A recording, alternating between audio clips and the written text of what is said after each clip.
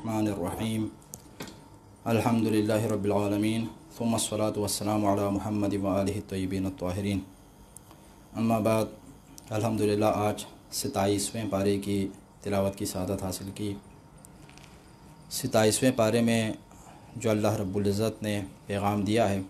उनमें से चंद एक आपकी खिदमत में पेश कर लूँ। 27वें पारे का आगाज़ सूरह ज़ारियात की आयत नंबर 31 से हो रहा है। इसका इब्तिदाई हिस्सा पारा नंबर 26 में था और यहाँ से आगे इसका आगाज़ है। और इसके बाद आगे सूरह तूर भी है और सूरह नजम भी, सूरह कमर, सूरह रहमान, सूरह वाक़िआ और सूरह हदीद पर ये पारा मुश्तमिल है। सूरह ज़ारियात की जिस आयत करीमा से इसका आगाज़ हो रहा है उसमें अल्लाह ने इरशाद फरमाया, क़ाल फ़मा ख़त्बुकुम अय्युहल मुरसलून। इब्राहीम ने कहा, ए अल्लाह के भेजे हुए फ़रिश्तों, आपकी असल मुहिम क्या है। ये असल में सिलसिले कलाम गुज़श्ता पारे के आखिरी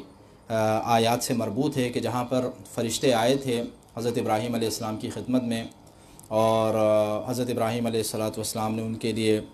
खाना भी तैयार फरमाया था, लेकिन फ़रिश्ते जो हैं वो हाथ आगे नहीं बढ़ाते। और उनके बाद उनको हज़रत इसहाक़ अलैहिस्सलाम की बशारत भी दी थी, जिसके ऊपर हज़रत सारा ने हैरत का मुज़ाहरा भी किया था, जिसका तज़किरा जो है आयत नंबर 29 में गुज़श्ता पारे के अंदर इसी सूरे में हो चुका। और यहाँ पर फिर हज़रत इब्राहीम ने फिर उनसे पूछा कि आप क्यों आए हैं, आपके आने का मकसद क्या है। तो फिर उन्होंने फ़रिश्तों ने यह कहा कि हम एक मुजरिम कौम की तरफ भेजे गए हैं ताकि हम उन पर मट्टी के कंकर बरसाएँ। असल में अल्लाह ताला ने उन्हें हज़रत लूत अलैहिस्सलाम की कौम के ऊपर अज़ाब के लिए भेजा था और वो आए थे ताकि कौम लूत को उनकी बदअमली के नतीजे में इस दुनिया के अंदर अल्लाह ताला अपने अज़ाब में मुब्तला फ़रमाए। दीगर बहुत सारी आयात के अंदर भी पहले कई सूरतों में इसको अल्लाह रब्बुल इज़्ज़त ने बयान फरमाया है। और फिर उनके ऊपर आसमान से पत्थरों की बारिश हो गई थी, यहाँ पर मट्टी के कंकर फरमाया। और बाज़ इससे पहले जो है बाकायदा ये भी फरमाया कि बारिश हो गई, आसमान से जो है पत्थरों की बारिश हो गई। तो मतलब ये है कि उनके ऊपर अल्लाह रब्बुल इज़्ज़त का ऐसा अज़ाब नाजिल हुआ कि वो सारे के सारे क्या हैं, नाबूद हो गए। हज़रत लूत और उनके जो मुखलिस घर वाले थे वो सिर्फ बच गए, बाकी यहाँ तक कि उनकी अहलिया भी जो है उसमें हलाक हो गई और पीछे रह जाने वालों में से करार पाई। इसके बाद हज़रत मूसा अलैहिस्सलाम का तज़किरा अल्लाह ताला ने यहाँ पर फरमाया 2-3 आयात के अंदर, आयत नंबर 38 में और 40 तक, कि मूसा के क़िस्से में भी निशानी है जब हमने उन्हें वाज़ेह दलील के साथ फ़िरौन की तरफ भेजा। और उसके बाद कौम आद का तज़किरा है कि अल्लाह ताला ने उनकी निशानियों का तज़किरा फ़रमाया। कौम समूद का तज़किरा है 43 से 45 तक। और हज़रत नूह अलैहिस्सलाम का तज़किरा है आयत नंबर 46 में। और आयत नंबर 56 एक मशहूर आयत करीमा है, वमा खलक़तुल जिन्ना वल इंसा इल्ला लियअबुदून। और मैंने जिन्नो इंस को खल्क़ नहीं किया मगर ये कि वो मेरी इबादत करें। इस आयत करीमा में अल्लाह ताला ने मकसद खिलक़त को वाज़ेह फ़रमाया कि जिन्नों और इंसानों को खल्क़ करने का मकसद क्या है, इबादत है, कि अल्लाह ताला ने उन्हें इबादत के लिए खल्क़ फ़रमाया। तो लिहाजा इससे मालूम ये हुआ कि इंसान अपनी पूरी ज़िंदगी अल्लाह ताला ये चाहता है कि इंसान क्या है, अल्लाह रब्बुल इज़्ज़त की इबादत में गुजारे। बाज़ रिवायात के मुताबिक यहाँ पर यह फ़रमाया गया है कि हज़रत इमाम जाफ़र सादिक़ अलैहिस्सलाम की एक रिवायत भी है कि आपने इरशाद फरमाया कि ये जो फरमाया गया है इल्ला लियअबुदून, तो लियअबुदून का मतलब है लियअरिफ़ून, यानी इंसानों को खल्क़ किया गया ताकि वो अल्लाह ताला की मारिफत हासिल करें। क्योंकि इंसान जिस हद तक अल्लाह ताला की मारिफत हासिल करे तो उसी एतबार से, उसी अंदाज़े के मुताबिक वो अपने आप को दीन के दायरे में रखने की कोशिश करेगा। और जितना इंसान को अल्लाह रब्बुल इज़्ज़त की मारिफत कम हो और उसकी मारिफत से इंसान दूर हो, उसी हिसाब से इंसान दीन से दूर होता चला जाएगा। तो लिहाजा उसकी इबादत, अपनी ज़िंदगी को इबादत के दायरे में अगर लाना भी चाहते हैं तब भी उसके लिए बुनियादी शर्त यह है कि उसकी मारिफत हासिल करें। जब तक हम अल्लाह ताला की सही मारिफत हासिल न करें उसके हकीकी आबिद और इबादत गुज़ार नहीं बन सकते। तो उसकी इबादत, और ये भी इससे मालूम ये होता है कि पूरी ज़िंदगी हमारी ऐसी गुज़रनी चाहिए जो इबादत करार पाए। लेकिन आम तौर पर हमारे यहाँ ये है कि हम सिर्फ़ मखसूस चंद अमाल और रसूमात को इबादत करार देते हैं, तो वो तो हम मखसूस औक़ात में अंजाम देते हैं। जैसे नमाज पूरे दिन में 5 वक्त اور روزہ پورے سال میں صرف 1 مہینہ، اور حج پوری زندگی میں 1 دن ایک مرتبہ. تو اس کا مطلب یہ ہے کہ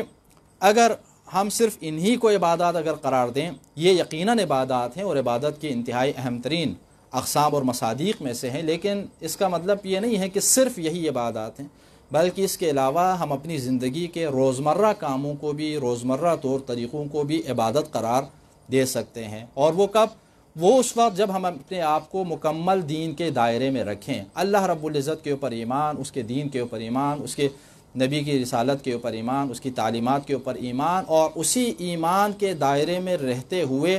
اس کی اطاعت اور اس کے سامنے سر تسلیم خم کرنے کے جذبے کے ساتھ آپ اپنے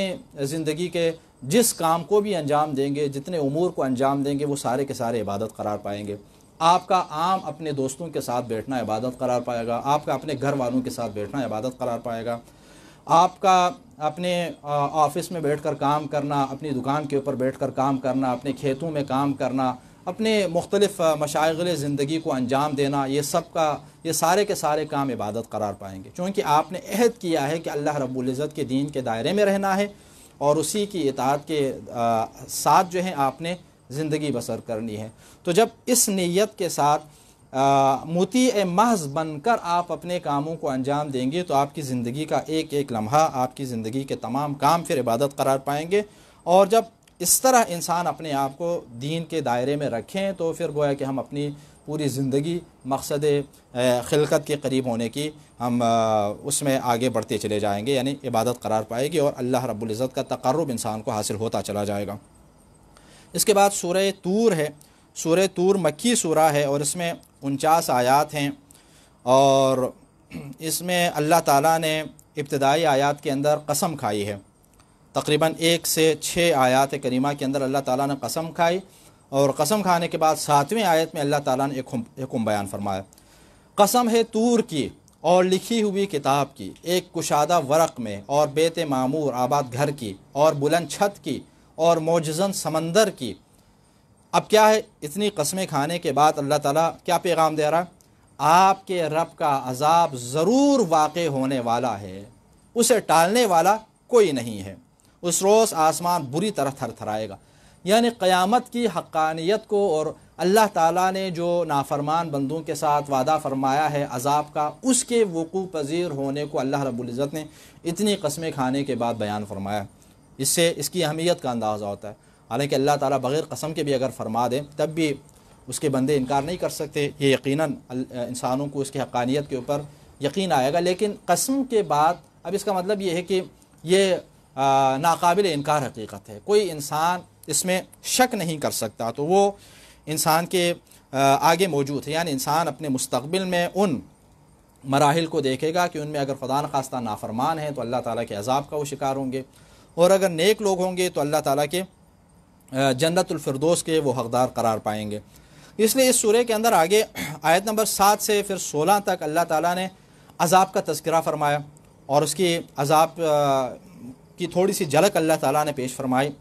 اسے ٹالنے والا کوئی نہیں. اس روز آسمان بری طرح تھر تھرائے گا اور پہاڑ پوری طرح چلنے لگیں گے. قیامت کا منظر. پھر پس اس دن تکذیب کرنے والوں کے لیے تباہی ہے جو بیہودگیوں میں کھیل رہے ہیں. اس دن وہ شدت سے جہنم کی آگ کی طرف دھکیلے جائیں گے. یہ وہی آگ ہے جس کی تم لوگ تکذیب کرتے ہو. بتاؤ کیا یہ جادو ہے یا تم دیکھتے نہیں ہو؟ اب اس میں جلس جاؤ، پھر صبر کرو یا صبر نہ کرو، تمہارے لیے یکساں ہے. تمہیں تو بہرحال تمہارے اعمال کی جزائیں دی جائیں گی. یہاں تک قیامت کا تذکرہ کرنے کے بعد عذاب کا تذکرہ اللہ تعالیٰ نے فرمایا. پھر اس کے بعد جو ہے یہاں سے آگے اللہ تعالیٰ نے اہل جنت کا تذکرہ فرمایا، اور جنت کی نعمتوں کا تذکرہ اللہ تعالیٰ نے فرمایا کہ جنت کے اندر جو نعمتیں ہیں ان کا اللہ نے یہاں پر تذکرہ فرمایا. آیت نمبر اہل تقویٰ کا 17 اور اس کے بعد جو ہے آیت نمبر 26 تک کہ جو اہل تقویٰ ہیں ان کے لیے جنت الفردوس ہے. اہل تقویٰ تو یقیناً جنتوں اور نعمتوں میں ہو گئے. پھر جنتوں کے اندر جو نعمتیں ملیں گی، جنت کے اندر جو نعمتیں ملیں گی اللہ تعالیٰ ان کی تھوڑی سی اللہ تعالیٰ نے وضاحت فرما دی کہ ان کے رب نے جو کچھ انہیں عطا کیا ہے اس پر وہ خوش ہوں گے. ان کا پروردگار انہیں عذاب جہنم سے بچا لے گا. اور جنت میں جانے کے بعد پھر ان سے کہا جائے خوشگواری سے کھاؤ اور پیو ان اعمال کے عوض جو تم کرتے رہے ہو، یعنی نیک اعمال جو دنیا میں کرتے رہیں. وہ ایک صف میں بچھی ہوئی مسندوں پر تکیے لگائے ہوئے ہوں گے، اور بڑی آنکھوں والی حوروں سے ہم ان کا عقد کر دیں گے۔ اور جو لوگ ایمان لے آئے اور ان کی اولاد نے بھی ایمان میں ان کی پیروی کی، ان کی اولاد کو جنت میں ہم ان سے ملا دیں گے، اور ان کے عمل میں سے بھی ہم کچھ حصہ کم نہیں کریں گے۔ ہر شخص اپنے عمل کا گروی ہے، اور ہم انہیں پھل اور گوشت جو ان کا جی چاہے فراہم کریں گے۔ وہاں وہ آپس میں جام چلاتے ہوں گے جس میں نہ بےہودگی ہوگی اور نہ ہی گناہ۔ تو یہاں سے آگے اللہ تعالیٰ نے ان آیات کریمہ کے اندر نعمتوں کا تذکرہ فرمایا ہے۔ اور اس کے بعد سورہ نجم ہے۔ سورہ نجم بھی مکی صورتوں میں سے ہے، اور اس میں 62 آیات ہیں، اور اس میں بھی اللہ تعالیٰ نے شروع میں قسم کھائی ہے ستارے کی، قسم ہے ستارے کی۔ یہاں پر دیکھیں پہلی آیت کریمہ کے سورہ اس سے پہلے جو ہے طور کے اندر ابتدائی آیات کے اندر قسم کے بعد اللہ تعالیٰ نے قیامت کی حقانیت کا اور عذاب کی حقانیت کو بیان فرمایا۔ اب اس آیت میں بھی، اس سورے میں بھی آغاز میں اللہ تعالیٰ نے قسم کھائی۔ اب اس کے بعد دیکھیں کیا ارشاد فرماتا ہے قسم کے بعد، قسم ہے ستارے کی جب وہ غروب کرے، تمہارا رفیق یعنی حضور اکرم صلی اللہ علیہ وسلم، تمہارا رفیق نہ گمراہ ہوا ہے اور نہ ہی بہکا ہے۔ وما ينطق عن الهوى ان هو الا وحی یوحی، وہ خواہش سے نہیں بولتا، یہ تو صرف وحی ہوتی ہے جو اس پر نازل کی جاتی ہے۔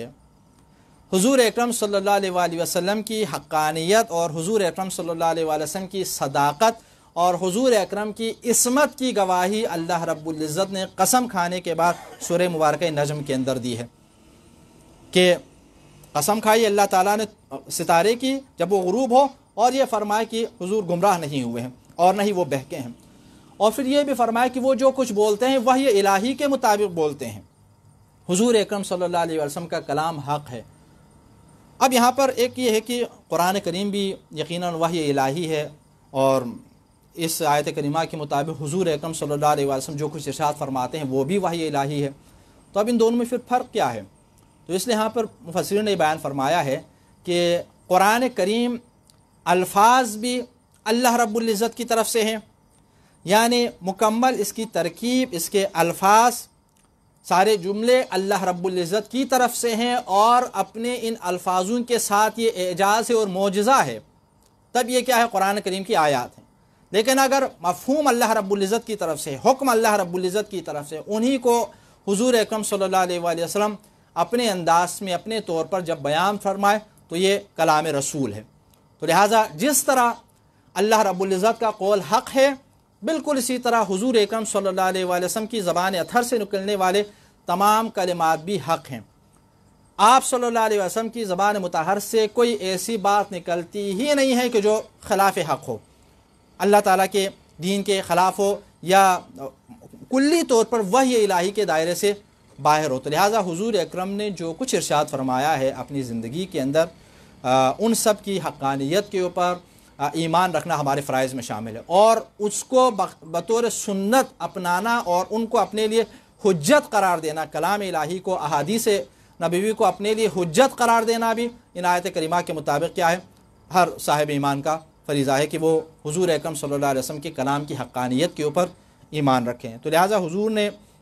اب جو کچھ بھی ارشاد فرمایا ہے وہ اللہ رب العزت کا کلام ہے۔ تو اس سے معلوم یہ ہوتا ہے کہ حضور اکرم صلی اللہ علیہ وآلہ وسلم کیا ہے، معصوم ہے، اور یہ عصمت کا عقیدہ ہم سب رکھتے ہیں۔ لیکن اب ہمارے ہاں کبھی کبھی ایسا ہوتا ہے کہ بعض روایات جو ہیں وہ ایسی آ جاتی ہیں کہ جن روایات سے حضور اکرم صلی اللہ علیہ وسلم کی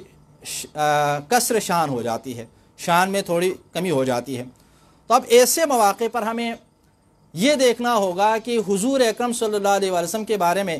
سورہ نجم کے اندر اور دیگر بہت ساری صورتوں کے اندر آپ کا جو ایک تعارف اللہ رب العزت نے فرمایا ہوا ہے، اور آپ کی اطاعت کا جو امت کو، جو انسانوں کو، صاحبان ایمان کو حکم دیا ہوا ہے، ان سب سے مجموعی طور پر جو عصمت کا ایک عقیدہ نکلتا ہے، ان سب کی موجودگی میں اب ان روایات کو اگر پرکھا جائے تو پھر پتہ چلے گا کہ یہاں پر یہ روایتیں کیا ہیں، ان آیات الہیہ کے مقابلے میں صحیح نہیں ہو سکتی، چاہے وہ کسی بھی راوی کی ہوں، چاہے وہ کسی بھی محدث کی طرف سے روایت شدہ کیوں نہ ہو۔ ہم کبھی کبھی راویوں کی عظمت اور راویوں کے ساتھ ارادت محدث کی عظمت اور محدث کے ساتھ ارادت کی وجہ سے اس حد تک آگے بڑھ جاتے ہیں کہ ان روایتوں کو صحیح سمجھتے ہیں، اور اس کے نتیجے میں حضور کے اوپر جو نعوذ باللہ من ذالک الزامات لگتے ہیں، اعتراضات ان سے وارد ہو سکتے ہیں، ان کی پرواہ نہیں کرتے۔ یہ انتہائی ایک بدعقیدتی ہے کہ ہم راویوں کے ساتھ تو اور اسی طرح محدثین کے ساتھ تو عقیدت کا اظہار کریں، چاہے اس کے نتیجے میں حضور اکرم صلی اللہ علیہ وسلم کی شان میں کمی ہی کیوں نہ پیش آ جائے۔ بھئی اللہ رب العزت کی شان اگر ان روایتوں کے ذریعے اگر نعوذ باللہ کم ہو جاتی ہے تو پھر یہاں پر آپ ان روایتوں کے بارے میں تحقیق کر لیں کہ یہ روایتیں کہیں ضعیف نہ ہوں، ان روایتوں کے اندر کوئی نہ کوئی ضعف موجود۔ ہم یہ مان سکتے ہیں کہ راویوں سے غلطی ہو سکتی ہے، ہم یہ مان سکتے ہیں کہ محدثین سے غلطی ہو سکتی ہے، لیکن یہ نہیں مان سکتے کہ نبی کریم صلی اللہ علیہ وسلم سے کوئی غلطی ہو سکتی ہے، حضور اکرم صلی اللہ علیہ وسلم کوئی نسیان کر سکتے ہیں، کوئی فراموشی آپ کے اوپر عارض ہو سکتی ہے، اس کو نہیں مان سکتے۔ ٹھیک، تو لہٰذا یہ ایک ایسی حقیقت ہے کہ جس کے اوپر اب یہاں پر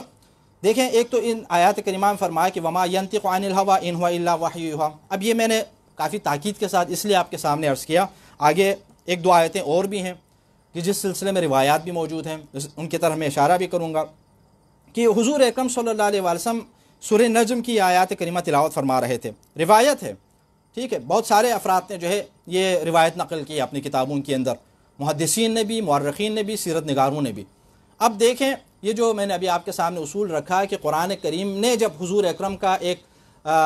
مقام اور مرتبہ اور آپ کی عصمت کے عقیدے کو آپ کے سامنے واضح فرما دیا ہے، آپ کی عدم گمراہی کے اوپر اللہ رب العزت نے مہر ست فرما دی ہے، تو اب اس کے بعد جس طرح کی روایتیں بھی آپ کے پاس آ جاتی ہیں ان کو آپ قرآن کریم کی آیت کریمہ کے اوپر رکھ کر جو ہے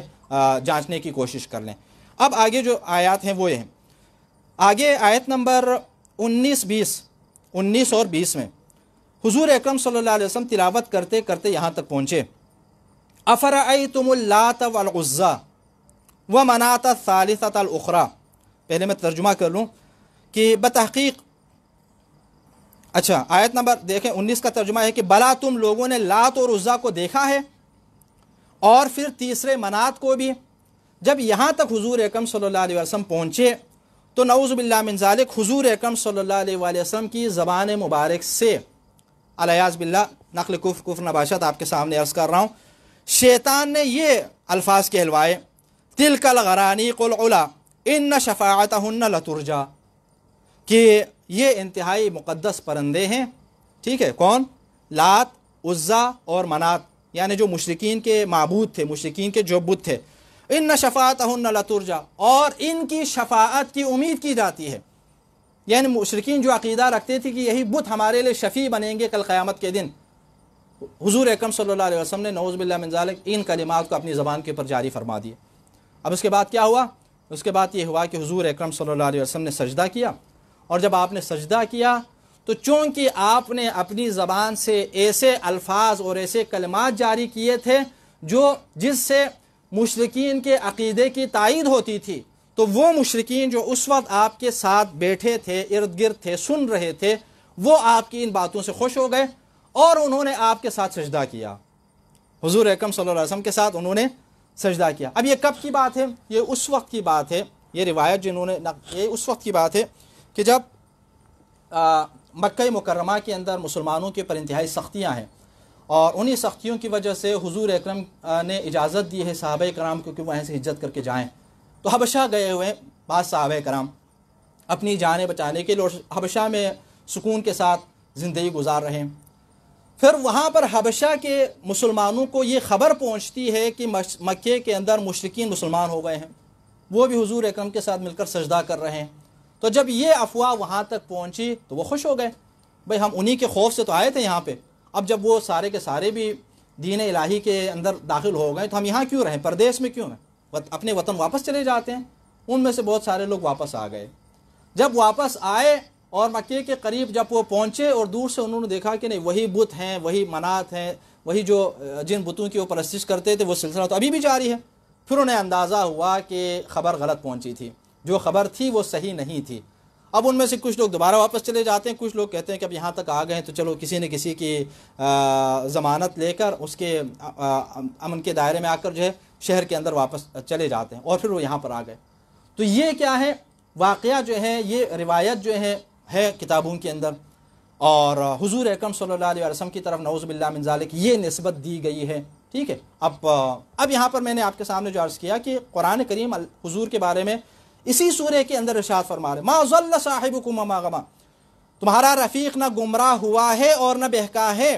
وہ خواہش سے نہیں بولتے، یہ تو صرف وہی ہوتی ہے جو اس پر نازل کی جاتی ہے۔ قرآن کریم حضور اکرم صلی اللہ علیہ وسلم کی عدم گمراہی کی اور آپ کے ثبات قلبی کی گواہی دے رہا ہے، اور ہمارے سامنے جب ایسی روایتیں آ رہی ہیں جن روایات کے اندر حضور اکرم صلی اللہ علیہ وسلم کی نعوذ باللہ من ذالک اس طرح گمراہانہ الفاظ زبان مبارک سے جاری کرنے کی روایتیں پہنچ رہی ہیں، اب آپ کے سامنے دو ہی راستے ہیں، یا تو یہ کہ ان روایتوں کو آپ صحیح مان لیں اور حضور اکرم صلی اللہ علیہ وسلم کے بارے میں یہ عقیدہ کر لیں کہ آپ نعوذ باللہ آپ نے اپنی زبان سے شیطانی آیات، جن کو روایت کے اندر کہا گیا شیطانی آیات یا آیات غرانق کہا جاتا ہے، یہ جاری کر دیے الیاذ باللہ، یا یہ کہ آپ یہ کہیں کہ حضور تو ایسے نہیں ہو سکتے، بس راوی سے غلطی ہو گئی ہے، راوی سے غلطی کا امکان کیوں، چونکہ وہ معصوم نہیں ہے، محدث سے غلطی ہو گئی ہے کیوں، چونکہ وہ معصوم نہیں ہے، ان سے غلطی ہو سکتی لیکن حضور سے غلطی نہیں ہو سکتی، حضور اکرم صلی اللہ علیہ وسلم معصوم ہے۔ عام طور پر دیکھیں محدثین کا بھی طریقہ کار یہ ہوتا ہے کہ ضروری نہیں ہے کہ اس نے جان بوجھ کر ایسی روایتیں شامل، وہ اپنے لیے ایک اصول بنا لیتا ہے، ٹھیک ہے۔ اسی طرح چاہے وہ سیرت نگار ہو، تاریخ لکھنے والے ہو یا حدیثیں لکھنے والے ہو، روایتیں نقل کرنے والے ہو، وہ اپنے لیے ایک اصول بنا لیتے ہیں اور ان اصولوں کے اوپر پورا اترنے والی روایتیں وہ نقل کر دیتے ہیں، ٹھیک ہے، اسی پیمانے کے اوپر اترنے والی روایتیں نقل کر دیتے ہیں۔ اب ہو سکتا ہے ان میں سے کچھ روایتیں اس طرح کی جو روایتیں وہ اس کے اصول کے اوپر پورا اتر رہے تو انہوں نے نقل کر دی، اس کا مقصد پیغمبر اکرم کی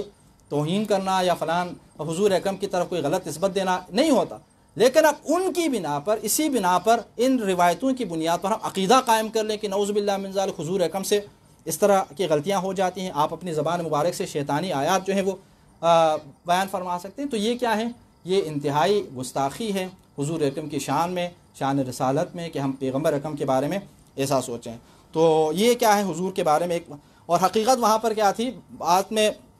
ان روایات کے حوالے سے بہت سارے افراد نے اس کے اوپر ان کی تردید کی ہے، ان کے اوپر اعتراض بھی کیا ہے، اور اعتراضات میں یہ ہے کہ حضور اکرم صلی اللہ علیہ وآلہ وسلم کی زبان مبارک کے اوپر ہو ہی نہیں سکتا کہ شیطان جو ہے آپ کے قلب و ذہن کے اوپر حاوی ہو، اور پھر کیا ہے حضور اکرم صلی اللہ علیہ وسلم اپنی زبان مبارک سے ان الفاظ کو جاری کرے جو شیطان کہلوانا چاہ رہا ہے۔ قرآن کریم کے اندر تو کئی جگہ اللہ تعالیٰ نے شیطان کے ساتھ اپنی گفتگو کو جب پیش فرمایا تو وہاں پر شیطان نے یہ کہا ہے لَأُغْوِيَنَّهُمْ أَجْمَعِينَ إِلَّا عِبَادَكَ مِنْهُمُ الْمُخْلَصِينَ، اس نے اعلان کیا کہ آپ کے مخلص بندوں کو میں گمراہ نہیں کر سکتا۔ تو لہٰذا حضور اکرم صلی اللہ علیہ وآلہ وسلم سے بڑھ کر اخلاص کا مالک اور اللہ رب العزت کے اوپر معتقد اور آپ کی ذات کی معرفت رکھنے والی ہستی کون ہے؟ کوئی بھی نہیں۔ تو لہٰذا یہاں پر یہ نہیں ہو سکتا کہ نعوذ باللہ شیطان جو ہے وہ چند لمحات کے لیے ہی صحیح حضور کے اوپر غالب آ جائیں، یہ ناممکن ہے۔ تو اس لیے یہ روایتیں صحیح نہیں ہیں، اور یہاں پر حقیقت کیا تھی کہ حضور اکرم صلی اللہ علیہ وآلہ وسلم نے آیات کریمہ کی تلاوت فرمائی، اور اگر تاریخی روایات کے اندر یہ واقعہ بھی ہے کہ دوسرے لوگوں نے اگر سجدہ کر لیا تو انہی شیطانوں میں سے ایک شیطان نے، انہی شیاطین میں سے کہ جو مشرکین میں ہیں، اس نے حضور اکرم نے جب یہاں پر تلاوت کی تو اپنی زبان سے یہی لفظ جاری کر دے، نہ کہ حضور اکرم اپنی زبان مبارک سے الفاظ جاری کر رہے ہیں کہ ان شفاعتہن لترجا، نہیں، وہ جو ایک مشرک ہے، جو ان منات اور لات اور عزا کی پرستش کرنے والا ہے اور اس کا عقیدہ، اس کی معبودیت کا عقیدہ اپنے ذہن کے اندر رکھتا ہے، وہ اپنی زبان سے اس گستاخانہ اور شیطانی الفاظوں کو اپنی زبان کے اوپر جاری کرتا ہے، تو اور پھر وہاں پر جو شور ہوا تو پھر باقی لوگ یہ سمجھتے ہیں کہ شاید حضور اکرم صلی اللہ علیہ وآلہ وسلم جو ہے ایسا ارشاد فرمائے۔ حضور اکرم کی زبان مطہر کے اوپر، حضور اکرم صلی اللہ علیہ وسلم کے قلب مطہر کے اوپر، ذہن عالیہ کے اوپر شیطان کے غالب آنے کا سوال ہی پیدا نہیں ہوتا۔ قرآن کریم کی یہ آیت کریمہ جہاں پر اللہ تعالیٰ نے مطلق طور پر پیغمبر اکرم کی اطاعت کرنے کا حکم دیا ہے، وہ تمام آیات کریمہ آپ کی عصمت مطلقہ کے اوپر جو ہے وہ دلالت کرتی ہیں۔ تو حضور اکرم صلی اللہ علیہ وسلم وہ ہستی ہیں کہ جو لوگوں کو ہدایت کی طرف بلانے آئے، جو لوگوں کو شیطان سے بچانے کے لیے آئے، شیطانی گمراہیوں سے ہم حضور کی تعلیمات کے اوپر عمل کر کے بچ سکتے ہیں۔ تو آپ کے بارے میں اس قسم کے روایتوں کی بنیاد پر یہ عقیدہ رکھنا کہ نعوذ باللہ آپ سے یہ غلطی ہو سکتی ہے، یہ کیا ہے، یہ واقعی توہین ہو جائے گی حضور اکرم کی شان میں۔ پھر آگے اللہ تعالیٰ نے آیت نمبر 39 میں فرمایا وَلَيْسَ لِلْإِنسَانِ إِلَّا مَا سَعَى، کہ اور یہ کہ انسان کو صرف وہی ملتا ہے جس کی وہ سعی کرتا ہے، جس کی وہ کوشش کرتا ہے۔ یہ اللہ تعالیٰ کے قانون ہے، نظام ہے کہ جو جس حد تک کوشش کرے گا، جو لوگ کوشش کریں انہیں اللہ تعالیٰ عطا فرماتا ہے، اور اگر کوئی کوشش نہ کرے، کوئی محنت نہ کرے تو اسے اللہ تعالیٰ کی طرف سے ملتا بھی نہیں ہے۔ صرف اس وجہ سے کہ آپ مسلمان ہیں، صرف اس وجہ سے کہ آپ صاحب ایمان ہیں، اللہ تعالیٰ آپ کے سارے کاموں کو ٹھیک نہیں فرمائے گا غائبانہ طور پر، معجزانہ طور پر، بلکہ آپ کو کوشش کرنی پڑے گی، آپ کو حرکت کرنی پڑے گی، آپ کو اٹھنا پڑے گا۔ اور صرف اس بندے کو کہ جو اللہ تعالیٰ کا منکر ہے، اس وجہ سے کہ وہ منکر خدا ہے، وہ اللہ تعالیٰ کے اوپر ایمان نہیں رکھتا، اللہ تعالیٰ اس کی کوششوں کے نتیجے کو روکے گا نہیں۔ یہ اللہ تعالیٰ کی سنت نہیں ہے کہ وہ کوشش کرے تو اللہ تعالیٰ اس کی کوششوں کا نتیجہ اسے عطا نہ فرمائے۔ تو اس لیے کبھی کبھی ہمارے ہاں بعض لوگ یہ سوالات کرتے ہیں نا کہ مغربی اقوام جو ہے ہم سے بہت آگے ہیں، اگر ہم صاحبان ایمان ہیں، اللہ تعالیٰ ہمارے اوپر لطف و کرم فرماتا ہے تو وہ اتنی ساری نعمتوں میں غرق ہیں اور ہم بنیادی ضروریات کی چیزوں کے لیے بھی ترس رہے ہیں۔ تو یہ قرآن کریم کی آیات کو آپ دیکھ لیں، اللہ تعالیٰ کا نظام یہی ہے کہ آپ کوشش کریں گے آپ کو ملے گا، کوشش اگر نہیں کریں گے تو کچھ اللہ تعالیٰ کی طرف سے ملنے والا زبردستی نہیں ہے۔ تو لہٰذا اگر آپ یہ چاہتے ہیں اپنی حالت کو بدلنا تو خود انسان آگے آئے اور اپنی حالت بدلنے کی کوشش کر لیں، اور جتنی محنت انسان کر لے گا اسی حساب سے اللہ تعالیٰ اسے عطا فرمائے گا۔ اس کے بعد سورہ قمر ہے۔ سورہ قمر مکی سورہ ہے، 55 آیات ہیں، اور اس میں اللہ تعالیٰ نے دوبارہ قیامت کے حوالے سے مکہ مکرمہ کی بہت ساری صورتوں اور آیات کریمہ میں اللہ تعالیٰ نے بار بار قیامت کا، عقیدہ آخرت کا تذکرہ فرمایا ہے۔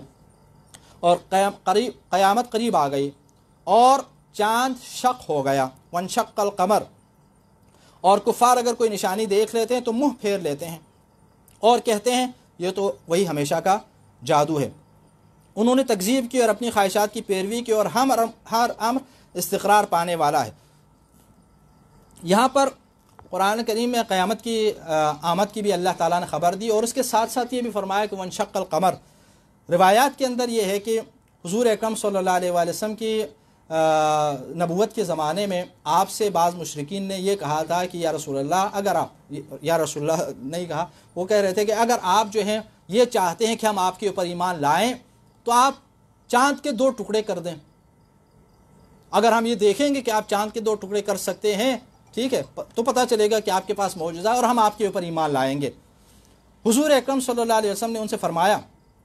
اگر میں نے ایسا کر دیا تو کیا تم ایمان لاؤ گے؟ لوگوں نے کہا کہ ہاں ایمان لائیں گے۔ تو حضور اکرم صلی اللہ علیہ وآلہ وسلم نے 14ویں کا چاند تھا، حضور اکرم صلی اللہ علیہ وآلہ وسلم نے چاند کی طرف اشارہ فرمایا، تو پھر اس کے بعد جو ہے فانشق القمر، تو چاند جو ہے وہ 2 ٹکڑے ہو گیا۔ تو آپ نے فرمایا، ان کا نام لے لے کر فرمایا جن لوگوں نے آپ سے یہ مطالبہ کیا تھا، ان لے کر فرمایا کہ اے فلان گواہ رہنا، اور اس کے بعد آپ نے کہا کہ ایمان۔ پھر اس کے بعد ان لوگوں نے دوبارہ جو ہے ایمان لانے سے انکار کر دیا، اور اس کے بعد والی آیت کے اندر جیسے کہ اللہ تعالیٰ نے فرمایا انہوں نے اس کام کو حضور اکرم صلی اللہ علیہ وسلم کے نعوذ باللہ من ذلک جادو قرار دے دیا کہ یہ تو ہمیشہ کی طرح جادو، یعنی اس سے پہلے بھی حضور کئی معجزے دکھا چکے تھے تو ان کو بھی وہ جادو قرار دے۔ تو حضور اکرم صلی اللہ علیہ وسلم کا یہ ایک ایسا معجزہ ہے جو آپ نے اسی زمین کے اوپر انجام دیا، اور مکے کے جن مشرکین کے کہنے پر آپ نے یہ انجام دیا۔ تو یہ حضور اکرم صلی اللہ علیہ وسلم کی بہت سارے معجزات میں سے ایک معجزہ ہے کہ چاند جو ہے 2 ٹکڑے ہو گئے، اور لیکن جن کے قلوب کے اوپر، جن کے دلوں کے اوپر مہر لگ چکا تھا، زنگ لگ چکا تھا، جو اندھے بہرے ہو چکے تھے، وہ حضور اکرم کی اس حقانیت کو دیکھنے کے باوجود، آپ کے اس عظیم معجزے کو دیکھنے کے باوجود پھر بھی ایمان لانے سے رہ گئے اور ایمان نہیں لائے۔ اور ان بہت سارے معجزات میں سے سب سے بڑا معجزہ حضور اکرم کا یہ قرآن کریم ہے۔ اور اس پارے کے اندر اللہ تعالیٰ نے تقریباً 4 مرتبہ جو ہے یہ ارشاد فرمایا ہے وَلَقَدْ يَسَّرْنَا الْقُرْآنَ لِلذِّكْرِ فَهَلْ مِن مُدَّكِرٍ، اور بتحقیق ہم نے اس قرآن کو نصیحت کے لیے آسان بنا دیا ہے، تو کیا ہے کوئی نصیحت قبول کرنے والا؟ 4 مرتبہ اللہ تعالیٰ نے آگے بھی یہ ارشاد فرمایا وَلَقَدْ يَسَّرْنَا الْقُرْآنَ لِلذِّكْرِ فَهَلْ مِن مُدَّكِرٍ، ہم نے اس کو نصیحت کے لیے آسان بنا دیا۔ یہاں پر یسرنا القرآن، قرآن کریم کو اللہ رب العزت نے نصیحت حاصل کرنے والوں کے لیے آسان بنا دیا۔ کوئی نصیحت حاصل کرنا چاہیں، کوئی توحید تک آنا چاہیں، کوئی اللہ رب العزت کے دین تک آنا چاہیں، آ جائیں قرآن کریم کی تلاوت کر لیں۔ جگہ جگہ ہر آیت کے اندر اللہ رب العزت کی نشانیاں آپ کو نظر آ جائیں گے، اللہ رب العزت کے اوپر ایمان کی دعوت آپ کو نظر آ جائے گی، اللہ رب العزت کی حقانیت کا آپ کو علم ہو جائے گا، حضور اکرم صلی اللہ علیہ وآلہ وسلم کی نبوت اور رسالت کی حقانیت کا آپ کو اس کلام مجید کے پڑھنے پر آپ کو علم حاصل ہو جائے گا۔ یعنی اگر کوئی نصیحت حاصل کرنا چاہے تو ان کے لیے یہ بہترین نصیحت ہے۔ تو قرآن کریم جو ہے عام طور پر ہم کبھی کبھی یہ بہانہ بناتے ہیں کہ قرآن سمجھنا ہمارے بس کی بات تھوڑی ہے۔ اللہ تعالیٰ نے فرمایا کہ آپ سمجھ سکتے ہیں، قرآن اللہ تعالیٰ نے آپ اور ہمارے لیے نازل فرمایا ہے، مسلمانوں کے لیے نازل فرمایا ہے، اور تو وہ آ جائیں قرآن کریم کی طرف۔ بہت ساری آیات واضح ہیں، ہاں البتہ اس میں متشابہات بھی ہیں، محکمات بھی ہیں، ٹھیک ہے۔ تو متشابہات میں آپ ٹھیک ہے راسخون فی العلم کی طرف آپ رجوع کر لیں، رسول اکرم صلی اللہ علیہ وسلم ائمہ معصومین کی طرف آپ رجوع کر لیں، لیکن جن آیات کریمہ کے مفاہیم کو آپ سمجھ سکتے ہیں، اس کے پیغام کو آپ لے سکتے ہیں، اس کے پیغام کو آپ لے لیں، اس کے پر عمل کرنے کی کوشش کر لیں۔ کون سا ایسا انسان ہے کہ جو بہت ساری آیات کریمہ کے مفہوم کو اور پیغام الہی کو کم از کم اس حد تک نہیں سمجھ سکتا کہ اللہ تعالیٰ آپ کو دائرہ اسلام کے اندر آنے کی دعوت دے رہا ہے، نیکیاں کرنے کی دعوت دے رہا ہے، گمراہی سے اور برائی سے بچنے کی دعوت دے رہا ہے۔ کم از کم اس حد تک تو انسان سمجھ سکتا ہے۔ تو انسان سمجھ کر اگر عمل کرنا چاہے، نصیحت حاصل کرنا چاہے، تو یہ قرآن کریم ہم نے ان کے لیے آسان کر دیا ہے۔ البتہ اس کی تفصیلات کا جاننا، اس کے لیے یقینی بات ہے کہ ہم علماء کے محتاج ہوتے ہیں، علماء کرام مثلا اس کو بیان کرتے ہیں، یعنی زیادہ بہتر انداز میں آپ کے سامنے بیان کر سکتے ہیں، اور روایات کی روشنی میں، احادیث کی روشنی میں وہ آپ کے سامنے پھر مزید کھول کر بیان کرتے ہیں۔ آج کل ہمارے پاس جو ہے کوئی بہانہ بھی نہیں ہے، دیکھیں اتنے اپنی زبان میں بھی اگر آپ پڑھنا چاہیں، اس کے مفہوم کو سمجھنا چاہیں، اتنے ترجمے موجود ہیں، اتنے ترجمے موجود ہیں، جس مترجم کے ترجمے کو آپ پڑھنا چاہیں آپ پڑھ سکتے ہیں، ٹھیک ہے۔ آپ کا مسلک جو بھی ہوگا، ہر مسلک کے علماء نے ترجمہ کیا ہوا ہے، ہر زبان کے علماء نے اپنی اپنی زبانوں میں اس کا ترجمہ کیا ہوا ہے، یعنی کوئی بہانہ چھوڑا ہی نہیں ہے کہ ہم یہ کہیں کہ ہم قرآن کریم تو عربی میں ہم کیسے جو ہے سمجھ سکتے ہیں۔ آپ مفاہیم کو کم از کم اپنے ذہن میں بٹھا سکتے ہیں، یہ معلوم کر سکتے ہیں کہ قرآن میں پیغام الہی کیا ہے۔ سورہ رحمان ہے آگے، سورہ رحمان جس کو عروس القرآن کہا گیا ہے، یہ جو ہے اس کے مدنی سورہ ہے، اور اس میں 78 آیات کریمہ ہیں، اور اس سورے کے اندر اللہ رب العزت نے جنوں اور انسانوں کو خطاب فرمایا ہے، جنوں کو بھی اور انسانوں کو بھی، اور اپنی نعمتیں گنوائی ہیں۔ یہ نعمتیں، کس کس نعمت کو تم جھٹلاؤ گے، کس کس نعمت کا انکار کرو گے، اور بار بار یہ تذکر دیا ہے، بار بار یہ تذکر اللہ رب العزت نے دیا۔ رحمان نے قرآن سکھایا، اسی نے انسان کو پیدا کیا، اسی نے انسان کو بولنا سکھایا، یعنی وہ نعمتیں جو اللہ رب العزت کی طرف سے انسان کو عطا۔ سورج اور چاند حساب کے تحت ہیں، ستارے اور درخت سجدہ کرتے ہیں، اسی نے اس آسمان کو بلند کیا اور ترازو قائم کی تاکہ تم ترازو کے ساتھ تولنے میں تجاوز نہ کرو، انصاف کے ساتھ وزن کو درست رکھو، اور اسی نے مخلوقات کے لیے زمین کو بنایا، اس میں میوے اور خوشیدار کھجور کے درخت ہیں، اور بوسے والا اناج، خوشبو والے پھول ہیں۔ پس اے جن و انس، تم دونوں اپنے رب کی کس کس نعمت کو جھٹلاؤ گے۔ اور یہاں سے آگے بھی اللہ تعالیٰ نے بہت ساری اپنی نعمتوں کا تذکرہ فرمایا، اور ہر نعمت کے تذکرے کے بعد دوبارہ اسے بتایا کس کس نعمت کو تم جھٹلاؤ گے۔ یعنی اتنی نعمتیں ہمارے سامنے ہے کہ ہم جھٹلا ہی نہیں سکتے، ہم اس کی حقانیت کا انکار کر ہی نہیں سکتے، اس کے ہمارے اوپر احسانات کا ادراک کر ہی نہیں سکتے، ان احسانات کا انکار کر ہی نہیں سکتے۔ تو لہٰذا اللہ رب العزت یہ چاہتا ہے کہ انسان یہاں پر ناشکرہ نہ بنے، بلکہ شکر الہی بجا لاتے ہوئے اس کے دین کے دائرے میں رہیں، تاکہ اس کا فائدہ خود انسان کو پہنچے۔ اس کے بعد سورہ واقعہ ہے، سورہ واقعہ میں بھی ابتدائی آیات کریمہ کے اندر دوبارہ اللہ رب العزت نے قیامت کا تذکرہ فرمایا ہے 109 تک، اور قیامت کی حقیقت کو بیان فرمایا کہ جب ہونے والا واقعہ ہو چکے گا تو اس کے وقوع کو جھٹلانے والا کوئی نہ ہوگا، وہ تہ و بالا کرنے والا واقعہ ہوگا۔ جب زمین پوری طرح ہلا دی جائے گی، پہاڑ ریزہ ریزہ کر دیے جائیں گے، تو یہ منتشر غبار بن کر رہ جائیں گے۔ یہاں پر اللہ یعنی پھر اس طرح آگے بھی اللہ رب العزت نے بہت بیان فرمایا ہے کہ اور تم 3 گروہوں میں بٹ جاؤ گے، رہے دانے ہاتھ والے تو دانے ہاتھ والوں کا کیا کہنا، دائیں ہاتھ والوں کا کیا کہنا، اور رہے بائیں ہاتھ والے تو بائیں ہاتھ والوں کا کیا پوچھنا۔ اللہ تعالیٰ نے دائیں ہاتھ والوں اور بائیں ہاتھ والوں کا تذکرہ کیا، اور یہ دائیں ہاتھ والے کون ہیں، یہ بائیں ہاتھ والے کون ہیں، آگے پھر ان کے بارے میں اللہ تعالیٰ نے تفصیل بیان فرمائی، آیت نمبر 27 سے آیت نمبر 40 تک دائیں ہاتھ والوں کا کہ جو دائیں ہاتھ والے ہوں گے وہ اللہ تعالیٰ کی نعمتوں میں غرق ہو جائیں گے، اللہ تعالیٰ کی طرف سے انہیں ہاں سلام سلام کہنا ہوگا، اور دائیں ہاتھ والے تو دائیں ہاتھ والوں کا کیا کہنا، وہ بے خار بیریوں میں اور کیلوں کے گچھوں اور لمبے سایوں اور بہتے پانیوں اور فراوان پھلوں میں ہوں گے، جو نہ ختم ہوں گے اور نہ ہی ان پر کوئی روک ٹوک ہوگی۔ تو دائیں ہاتھ والے کون ہیں؟ جنت والے، جنتی، اہل جنت، اہل ایمان، جن کو اللہ رب العزت نے اصحاب الیمین کہا، ٹھیک ہے، کہ یہ اللہ رب العزت کی نعمتوں سے کل قیامت کے دن مستفید ہوں گے۔ اور جو بائیں ہاتھ والے ہیں وہ کون ہیں؟ اصحاب الشمال، ان کا تذکرہ آیت نمبر 41 سے آگے فرمایا۔ رہے بائیں ہاتھ والے تو بائیں والوں کا کیا پوچھنا، وہ جلتی ہوا اور کھولتے پانی میں سیاہ دھوئے کے سائے میں ہوں گے، جس میں نہ خنکی ہے اور نہ راحت۔ یہ لوگ اس سے پہلے ناز پروردہ تھے اور گناہ عظیم پر اصرار کرتے تھے، اور کہا کرتے تھے کیا جب ہم مر جائیں گے اور خاک اور ہڈیاں بن جائیں گے تو کیا ہم دوبارہ اٹھائے جائیں گے؟ اور کیا ہمارے اگلے باپ دادا بھی؟ کہہ دیجئے اگلے اور پچھلے یقیناً سب یعنی اٹھائے جائیں گے، ایک مقررہ دن وقت پر جمع کیے جائیں گے، پھر یقیناً تم گمراہو، تکذیب کرنے والو، زقوم کے درخت میں سے کھانے والو، پھر اس سے پیٹ بھرنے والے ہو، پھر اس پر کھولتا ہوا پانی پینے والے ہو، پھر وہ بھی اس طرح پینے والے ہو جیسے پیاسے اونٹ پیتے ہیں، جزا کے دن یہ ان کی ضیافت ہوگی۔ یعنی جو بائیں ہاتھ والے ہیں کون ہیں؟ جہنمی،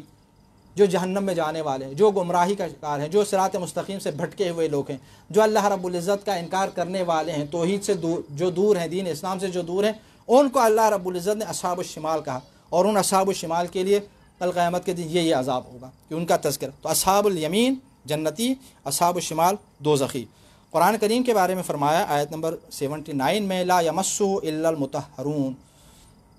کہ جو ایک محفوظ کتاب میں ہے، انہ لقرآن کریم، کی یہ قرآن یقیناً بڑی تکریم والا ہے،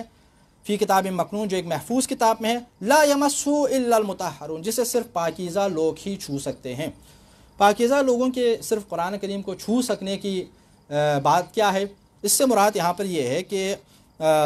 اس کو درک نہیں کر سکتے، اس کا ادراک نہیں کر سکتے۔ یعنی دو طرح کے اس کے معنی بیان فرمائے ہیں، ایک تو ادراک کے حوالے سے، یعنی اس کی حقانیت کو صرف وہی لوگ درک کر سکتے ہیں کہ جو اندرونی طور پر پاک ہوں،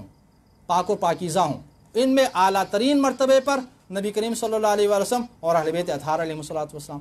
اور اس سے نچلے مرتبے پر عام صاحبان ایمان بھی اپنے نفس کی پاکیزگی کے ساتھ درک قرآن کریم جو ہے وہ کر سکتے ہیں، ٹھیک ہے۔ تو لہٰذا مطہرون سے مراد یہ کہ جو اپنے آپ کو پاک کر، اسی لیے قرآن بھی ہدایت ہے نا متقین کے لیے، مطلب یہ ہے کہ آپ تقویٰ پیدا کریں، پرہیزگاری اپنے اندر لائیں، پھر اس کے بعد جو ہے اس طرف آنے کی کوشش کر لیں۔ تو پھر یہاں پر اس سے مراد کیا ہے؟ ادراک ہے۔ تو ایک یہ، اور دوسرا یہ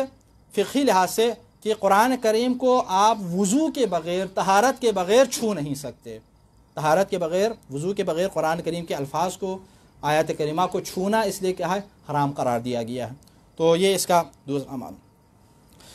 اس کے بعد جو ہے سورہ حدید ہے، سورہ حدید جو ہے یہ مدنی سورہ ہے، اور اس میں 29 آیات ہیں، اور اس کی تیسری آیت میں اللہ تعالیٰ نے اپنی صفت بیان فرماتے ہوئے ارشاد فرمایا، پہلی آیات کے اندر بھی ہے تسبیح الہی ہے، وہی اول و وہی آخر ہے، نیز وہی ظاہر ہے وہی باطن ہے، اور ہر چیز کا خوب علم رکھنے والا ہے۔ یہ اللہ رب العزت کے اوصاف میں سے ہے کہ وہ اول بھی ہے، وہ آخر بھی ہے، وہ ظاہر بھی ہے، وہ باطن بھی ہے، لیکن اول اور آخر زمانے کے اعتبار سے نہیں ہے۔ روایات کی روشنی میں وہ اول بھی ہے، وہ آخر بھی ہے، زمانے کے اعتبار سے نہیں ہے، ظاہر بھی ہے، باطن بھی ہے، لیکن وہی ظاہر اور وہی باطن جو ہم سمجھتے ہیں اس اعتبار سے نہیں، بلکہ اللہ رب العزت ایسی حقیقت ہے، اس کا وجود جو ہے وہ ہر جگہ موجود ہے، وہ موجود ہے، وہ ایک ایسی حقیقت ہے کہ جو ناقابل انکار ہے۔ بس اس کے ادراک کے لیے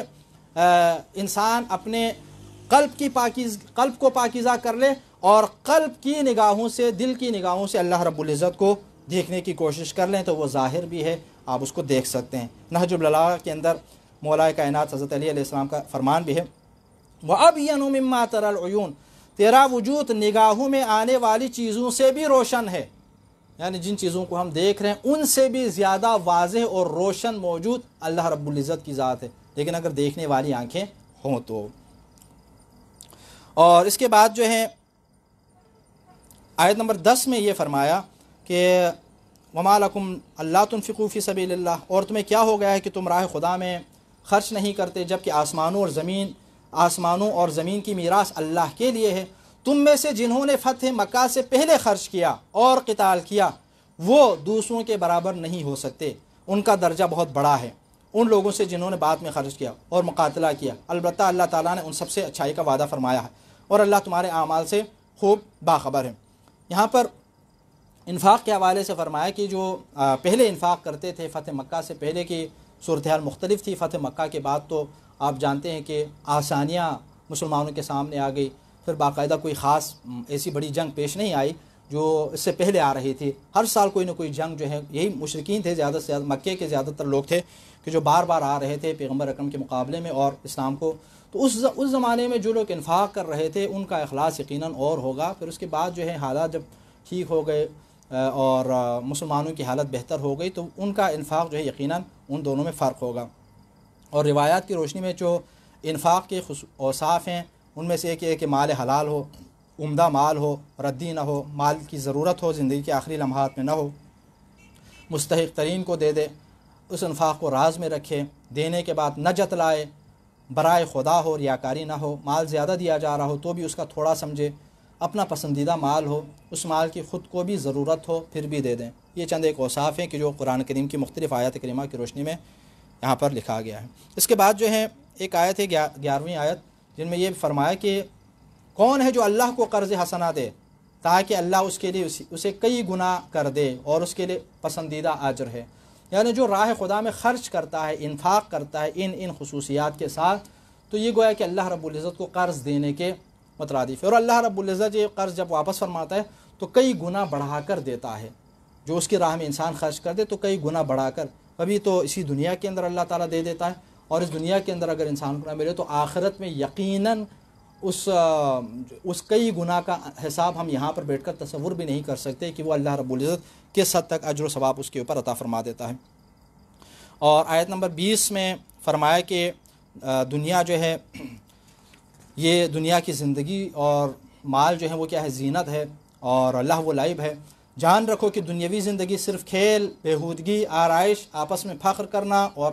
اولاد اور اموال میں ایک دوسرے سے بڑھ جانے کی کوشش سے عبارت ہے۔ اس کی مثال اس بارش کی سی ہے جس کی پیداوار پہلے کسانوں کو خوش کرتی ہے، پھر وہ خشک ہو جاتی ہے، پھر دیکھتے ہو کہ وہ کھیتی زرد ہو گئی ہے، پھر وہ بھس بن جاتی ہے،